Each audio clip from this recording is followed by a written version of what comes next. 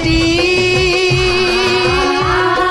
आपड़ो city आपड़ो city. आपनो city news channel का कारवा आज नागौर जिले की डेगड़ा पंचायत समिति में के आंतरौली कला ग्राम पंचायत के मुख्यालय पर पहुंचा है और इस वक्त गांव की सरकार चुनने का जो समय आया है और गांव की सरकार में इस वक्त 6 उम्मीदवार चुनाव मैदान में है और इस वक्त सरपंच के उम्मीदवार श्रीमती लता शर्मा दाइमा हमारे साथ है। लता जी, आपका आपनो सिटी न्यूज चैनल में आपका हार्दिक स्वागत है। सरपंच साहब, आप युवा हैं और एक महिला है और महिला होकर आप सरपंच बनने के बाद महिलाओं की किन समस्याओं को लेकर उनसे आप उनकी निजात दिलाएंगे? गांव में एक तो बिल्कुल भी गांव में पानी की व्यवस्था बिल्कुल भी नहीं है और चिकित्सालय है परंतु उसके अंदर डॉक्टर बिल्कुल भी नहीं है। डॉक्टर है परंतु उन ध्यान बिल्कुल भी नहीं दे रहे। कई बार लोगों के डिलीवरी जाते हैं परंतु उनके बच्चे और माँ डॉक्टर नहीं मिलने के कारण वो मेहरते हैं डेगाने जाते टाइम उस टाइम लोगों बच्चे और माँ के दोनों को खतरा भी हुआ है। आपका ये कहना है कि आपके सरपंच के उम्मीदवार हैं और आप एक महिला होने के सबसे पहले एक महिलाओं की चिंता की है कि जो चिकित्सालय में जब भी जाते हैं तो यहाँ चिकित्सा स्टाफ नहीं मिलता है, ये डॉक्टर समय पे नहीं मिलता है, तो एक डिलीवरी के वक्त महिलाओं को ले जाते वक्त अजमेर, मेड़ता या डेगाने ले जाना पड़ता है तो रास्ते में कई बार उनकी तबीयत या कई बार वो जीवन भी उनको खोना पड़ता है। तो आपकी सबसे बड़ी मांग और आपका सबसे बड़ा कहना है कि मैं सरपंच होने जाती हूँ तो सबसे पहले मैं चिकित्सालयों में चिकित्सा स्टाफ लगवाने का कार्य पूर्ण करूंगी। उसी के साथ साथ जो खारे पानी की जो व्यवस्था सरकार द्वारा की गई है उसे मिटाकर मीठे पानी लाने का मैं पूरा प्रयास करूंगी। अब आप युवा और महिलाओं को लेकर आप क्या कहना चाहेंगे? महिलाओं के साथ किस प्रकार की या और समस्याएं हैं? महिलाओं को पूरी है तो चूल्हे की बहुत परेशानी है। जो चूल्हे से वो चूल्हा जलाती है उस टाइम जो धुआं निकलता है वो उनके मुंह में जाने के कारण वो बीमार भी पड़ती है, जिसके कारण उनको चिकित्सालय बहुत गंभीर बीमारी लगने के कारण हो सकता है। महिला होने के नाते आप एक महिलाओं की विशेष समस्याओं पर उन्होंने ध्यान दिया है कि सरकार द्वारा उज्ज्वल योजना गैस योजना को लेकर घर घर तक गैस पहुंचाने की जो योजना है उस योजनाओं का इन्हें लाभ नहीं मिल पा रहा है और आज भी गाँव में जो महिला है जो अपने चूल्हे से और लकड़ी के साथ अपना भोजन पकाती है जिसके कारण वो धुआं जो गैस जो उनके मुंह में जाने के कारण उनके विभिन्न प्रकार की जो बीमारियां हैं, तो आज इनका पहला है कि सरपंच चुनने के बाद उज्ज्वल योजना का पूरा लाभ प्रत्येक घर तक पहुंचाने का इनका पहला लक्ष्य होगा। और आप युवाओं को लेकर और किस प्रकार की गाँव में जो विभिन्न समस्या है उनको निजात दिलाने के लिए आप क्या क्या करेंगे? गाँव में स्कूल है, गाँव में स्कूल है परंतु स्कूल में पूरी व्यवस्था है, 12वीं या 10वीं है, उनके बोर्ड के कारण वो बाहर जाने की बहुत प्रॉब्लम है। इसी कारण उनको बाहर जाने के लिए माँ बाप बाहर जाने के लिए नहीं भेजते हैं। आप युवा हैं और बालिकाओं को ध्यान में देते हो, बालिक शिक्षाओं के लिए पर सबसे बड़े जागरूक होने की बात आप कह रहे हैं कि जब भी मैं सरपंच चुनी जाऊंगी तब भी मेरे गांव की जो सरकारी स्कूल है, माध्यमिक जो स्कूल है, उस स्कूल में जो अब तक बोर्ड की व्यवस्था नहीं है, बोर्ड की परीक्षाएं नहीं हो पाती, इसके कारण बालिकाओं को दूसरे शहर में जाना पड़ता है, दूसरे गांव में जाना पड़ता है। इस कारण परिवार बालिकाओं को बाहर भेजने में आनाकानी करते हैं और उन बालिकाओं की शिक्षा वंचित रह जाती है। तो इनका पहला प्रयास होगा कि ग्राम पंचायत में जब भी ये सरपंच बनते हैं तो बनने के बाद अपनी जितनी भी स्कूल हैं इस ग्राम पंचायत में आने वाली मुख्यालय की प्रत्येक स्कूलों पर एक बोर्ड की परीक्षाएं दिलाने के लिए बोर्ड की व्यवस्था करेंगे, जिसकी परीक्षाओं के लिए बच्चों को बाहर जाना नहीं पड़े। और भी किस प्रकार की समस्या है और किस प्रकार आप आगे का अपना मुद्दा? जो सरकारी योजना बनाई है बुजुर्गों को पेंशन लाना और नरेगा चलाई है उसके उस चर्चे पर बोलना चाहती हूँ कि लोगों तक अभी तक और नरेगा वो सब कुछ आपकी रोजगार रोटी है वो बराबर पैसा आना जाना वो बिल्कुल भी नहीं है। आपका कहना है सरकार के द्वारा आयोजित जितनी भी योजना है अब तक आम जनता के बीच में बराबर नहीं पहुंच पाई है, उन्हें मैं पहुंचाने का कार्य करूंगी और जब भी मैं जीतूंगी हर दुख की घड़ी में हमेशा हर लोगों के साथ कंधे से कंधा मिलाकर रहूंगी और गांव का संपूर्ण विकास करूंगी। आपनो सिटी न्यूज चैनल से तेजाराम लाडनवा। गांव की सरकार के तहत आपनो सिटी न्यूज चैनल का कारवा आज नागौर जिले की डेगड़ा पंचायत समिति के आंतरौली कला ग्राम पंचायत मुख्यालय पर पहुंचा है और इस वक्त हम आंतरौली कला में एक गांव की सरकार के तहत एक आम सभा का आयोजन चल रहा है और उसके तहत आपनो सिटी न्यूज चैनल में गांव में किस प्रकार का विकास हुआ है, किस प्रकार का विकास होना है और किस प्रकार का अब तक विकास हुआ है, उनको लेकर हम गांव की जनता से हम जानना चाहेंगे। अब मैं यहाँ की ग्राम पंचायत की व्यवस्था बताना चाहता हूँ कि इस ग्राम पंचायत में करीबन 3800 मतदाता हैं और इसमें 5 गांव आते हैं, आतरौली, खातोलाई, जालसू स्टेशन, खिंदास और अलवास। और यहाँ करीबन 6 उम्मीदवार चुनाव मैदान में हैं। निर्मल कंवर, प्रकाश राजावत, प्रेम कंवर, डॉक्टर प्रेरणा खिंदास, लता दाइमा और सुप्रिया खिंदास, ये 6 उम्मीदवार हैं। महिला सीट है और मैं इन ग्राम पंचायत को अपना सिटी न्यूज चैनल की ओर से आप सबका हार्दिक स्वागत। इस बीच हमारे बीच में देश की सेवा करने वाले एक फौजी जवान हमारे बीच हैं। हम इनसे जानना चाहेंगे कि आपने देश की सेवा की है, किस प्रकार देश की सेवा करते हुए आपने जो जुज्बा था और आज आप इस ग्राम पंचायत में विराजमान है और आप गांव में विकास को लेकर आपकी क्या भूमिका रहेगी और क्या कमी रही है। फौजी साहब, आपका अपना सिटी न्यूज चैनल में आपका हार्दिक स्वागत है। समस्या देखो, समस्या तो बहुत है। क्या समस्या?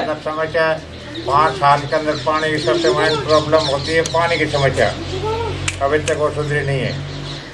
हाँ, ये देश की सेवा करने वाले फौजी साहब ने ये बताया है कि अब तक जो सबसे ज्यादा हर व्यक्ति की जरूरत जल सेवा को लेकर सरकार की विभिन्न प्रकार की योजनाएं चल रही है और उन योजनाओं का हमें और इन गांवों में किसी प्रकार की सुविधाएं नहीं मिली है और इनका कहना है। अब हम इनका जानना चाहेंगे पानी की क्या समस्या है, किस प्रकार की समस्या है। आप यहाँ कह रहे हैं पानी की समस्या है, क्या समस्या है पानी की? पानी की ये समस्या, इसका कोई नहीं तो का टाइम टेबल है, नहीं कुछ और। रात की 2 बजे खोल देते हैं, 4 बजे खोल देते हैं, खोलते कहते हैं हमारी मर्जी, खोलें नहीं खोलें। सबसे बड़ी बात है पानी 4-4 दिन 5-5 दिन तक नहीं आता है और खारा पानी आता है। खारा पानी से एक फ्लोराइड की एक मात्रा होने के कारण प्रत्येक व्यक्ति के जोड़ों से लेकर स्वास्थ्य की इनके सब तरह की बीमारी हो रखी है और नए इन स्वास्थ्यों को लेकर भी कई इनकी बीमारियां अपने बीच में नजर आएगी, हर व्यक्तियों के चेहरे से नजर आ रहा है। और जब तक खारा पानी मिलेगा, फ्लोराइड पानी मिलेगा, इनकी कब मुक्ति मिल पाएगी, यह सबसे बड़ी समस्या है। दूसरी, जलदायी विभाग के अधिकारियों की सबसे बड़ी लापरवाही। ये लोग बता रहे हैं कि वो जब भी ग्रामीण लोग जब जाते हैं, जब कहते हैं पानी की समस्या है, पानी नियमित मिलना चाहिए, वो 4-4 दिन 5-5 दिन तक पानी नहीं दे पाते हैं और पानी जो देते हैं वो अपनी मर्जी से देते हैं। जब लोग सो जाते हैं तो रात को पानी देते हैं, तो रात को वो पानी नहीं मिल पाता है, तो फिर इन्हें नाडी और कई दूर दराज से पानी लाना पड़ता है। तो जलदायी विभाग और सरकार इस ओर ध्यान नहीं दे पा रही है, जिस कारण यहाँ की ग्राम पंचायत के मतदाता बड़े ही परेशान है।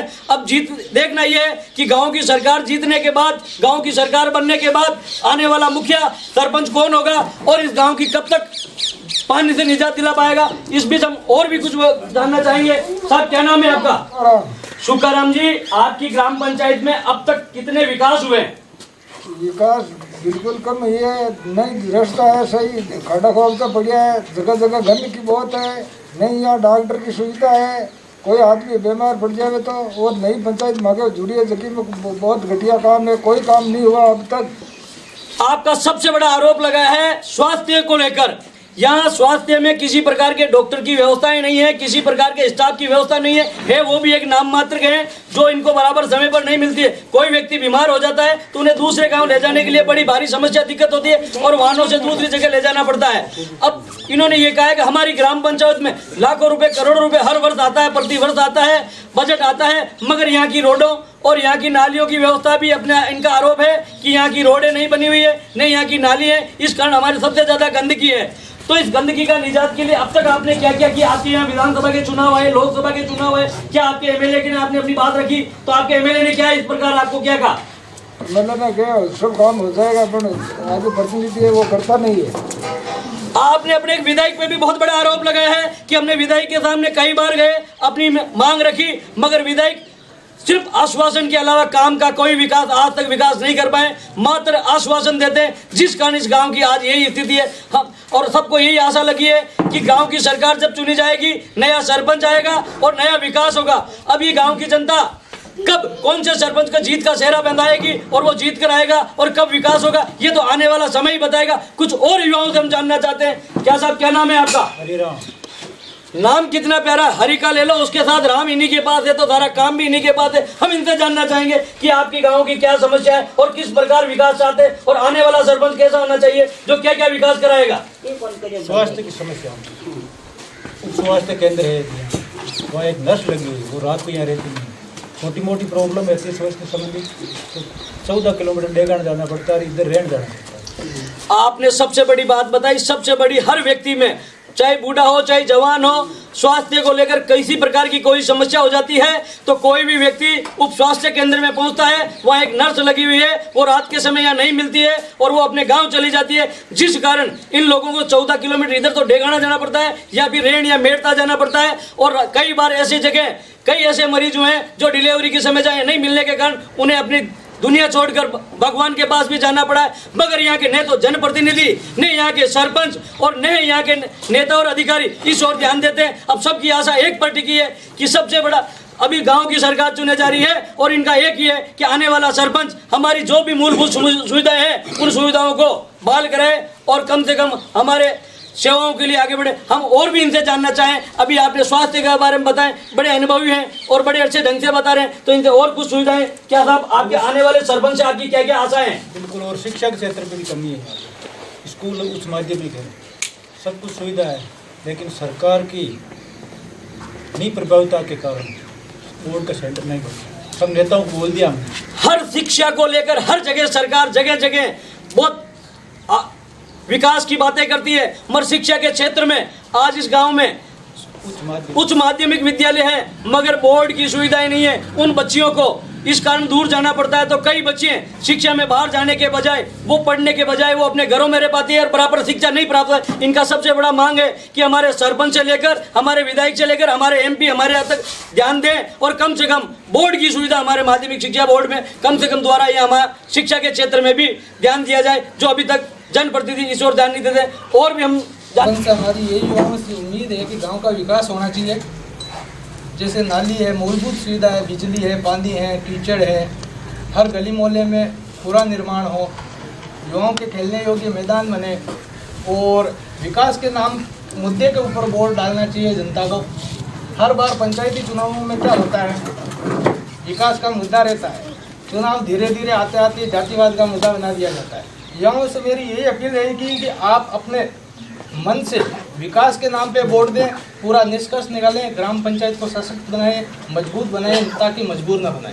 आप युवा हैं और पढ़े लिखे हैं और इन्होंने एक बहुत बड़ी जागरूकता की बात की है कि योग्य उम्मीदवार को चुने, जातिवाद को कम से कम मुद्दा न बनाए, जातिवाद के माध्यम से वोट न दें, जिस कारण हमारे गांव का विकास नहीं हो पाया। आज तक जिस प्रकार की जो व्यवस्थाएं रही है वो एक जातिवाद की व्यवस्था रही है और चुनावों के समय हर जगह एक चौपालें लगती है, खाना पीना होता है, नाश्ता होता है, भोजन होता है और रसोड़े चलते हैं और रसोड़ों के नाम पर वोट लिए जाते हैं और जातिवाद से बटोरे जाते हैं। आप युवा होने के नाते इनका सबसे पहली मांग यही है कि एक कम से कम योग्य उम्मीदवार को चुनाव में उतारें और योग्य उम्मीदवार को अपना मत दें, किसी के लोभ और लालच में न आए और न एक जातिवाद के साथ किसी प्रकार का एक बहुमूल्य और किसी प्रकार की इस प्रकार की भावनाओं में बहकर वोट ना दे। वोट अपने विकास को दे, युवा उम्मीदवार को दे, ये एक युवाओं की सबसे बड़ी उम्मीद है। अब देखना होगा कि यहाँ की मतदाता किन मुद्दों को लेकर अपना विकास और किन मुद्दों को लेकर अपना मतदान करेंगे और कौन से सरपंच को जीत का सेहरा बनाएंगे, ये तो आने वाली 28 तारीख को ही बताएंगे। इसी गाँव के रहने वाले हैं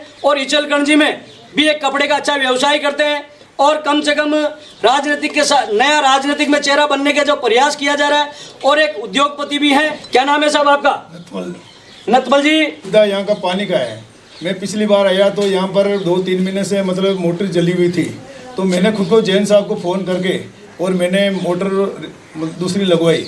2 दिन के अंदर वापस स्टार्टर बल गया उसका, वापस जैन साहब को फ़ोन करके स्टार्टर किया। ये बार बार एक तो मोटर जलना, ये स्टार्टर करना, मतलब एक बार मोटर बल गया तो जैन सहन मतलब बिल्कुल ध्यान भी नहीं देते हैं। सरकार कहने का मतलब ऐसा है कि भाई ये मोटर जल गया तो अब इसको लगाने या नहीं लगाने के 3-3 महीने तक पानी नहीं आता है। एक यहाँ पर मेन समस्या है डॉक्टर की।